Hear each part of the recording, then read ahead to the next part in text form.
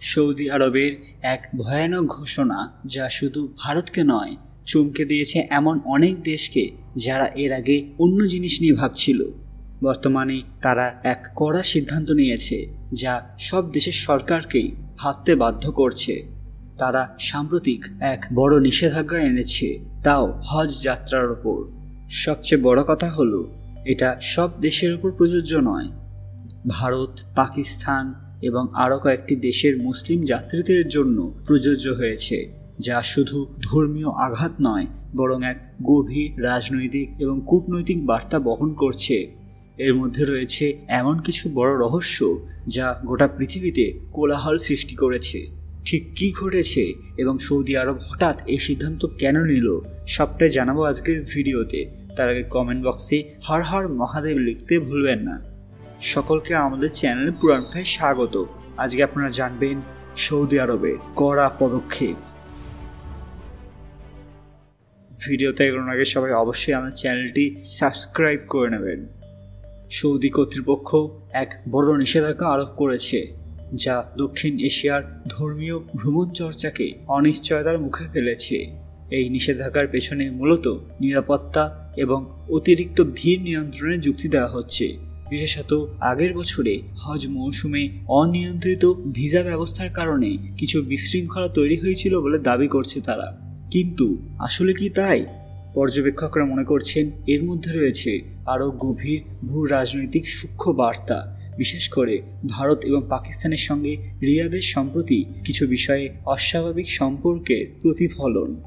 ভারতের হজ ব্যবস্থাপনা সাধারণত সরকারি কোটা এবং বেসরকারি এজেন্সির মাধ্যমে চলে, যেখানে প্রত্যেক বছর 1.7 থেকে 2 লক্ষ হজযাত্রী সৌদি আরবে যান। পাকিস্তান থেকেও প্রায় 1.5 লক্ষ মানুষ হজে অংশগ্রহণ করেন। কিন্তু এই নিষেধাজ্ঞা তাদের জন্য একদম আকস্মিক যাত্রা হয়ে এসেছে, বিশেষত যখন অনেকেই প্রস্তুতি নিয়ে রেখেছিলেন। ভারতের হজ কমিটি, পাকিস্তানের ধর্ম মন্ত্রণালয় এবং বাংলাদেশের ধর্ম বিষয়ক কর্মকর্তারাও সৌদির এই আচরণে গভীর উদ্বেগ প্রকাশ করেছেন। তারা খুবই অসন্তুষ্ট। অনেকেই বলছেন এটি উন্নয়নশীল দেশগুলোর প্রতি একরকম বৈষম্যমূলক আচরণ, যা অনেকেই খুব খারাপ চোখে দেখছেন।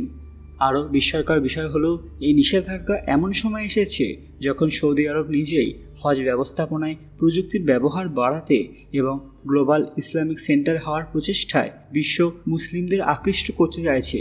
তাই ভারত এবং পাকিস্তানের মতো বড় মুসলিম সংখ্যাগরিষ্ঠ জনগোষ্ঠীর দেশগুলোকে এইভাবে হঠাৎ বাইরে রাখা কিছুটা রাজনৈতিক চাপ প্রয়োগের অংশ হিসেবেই বিশ্লেষণ করা হচ্ছে। বিশেষ করে ভারত সম্প্রতি ইরানের সঙ্গে ঘনিষ্ঠ সম্পর্ক এবং চাবাহার বন্দরের ব্যবস্থাপনায় চুক্তি করেছে, যা সৌদি আরবের ঘনিষ্ঠ প্রতিদ্বন্দ্বী তেহরানের সঙ্গে ভারতের কৌশলগত অবস্থানকে বোঝায়। একই সঙ্গে পাকিস্তান এবং চীনের বন্ধুত্বপূর্ণ অবস্থান এবং সৌদি বিনিয়োগে সাম্প্রতিক স্থবিরতা হয়তো রিয়াদকে এই সিদ্ধান্ত নিতে প্রভাবিত করেছে। এই নিষেধাজ্ঞা যদি দীর্ঘস্থায়ী হয়, তবে শুধুমাত্র হজ যাত্রীদেরই নয়, বরং সৌদি আরবের নিজস্ব অর্থনীতিও ক্ষতিগ্রস্ত হতে পারে। কারণ হজ মৌসুমে লক্ষাধিক বিদেশি যাত্রীর ব্যয়ে তাদের বৈদেশিক আয় বাড়ে। অন্যদিকে ভারত, পাকিস্তান এবং বাংলাদেশে এই সিদ্ধান্ত ধর্মীয় রাজনীতিকে উত্তপ্ত করতে পারে, যেখানে সরকারকে জনগণের চাপ মোকাবেলা করতে হবে এবং নতুন কূটনৈতিক সমঝোতার পথে হাঁটতে হবে।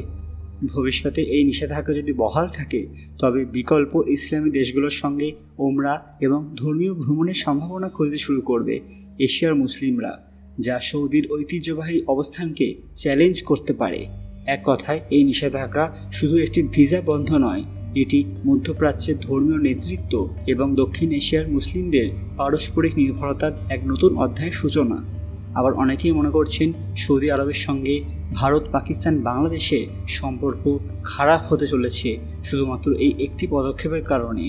কিন্তু এই নিষেধাজ্ঞাটি পুরোপুরি রাজনৈতিক নয়, বরং নিরাপত্তা এবং ভিসা ব্যবস্থাপনার একটি অভ্যন্তরীণ নীতিগত পদক্ষেপ হিসেবে দেখা হচ্ছে।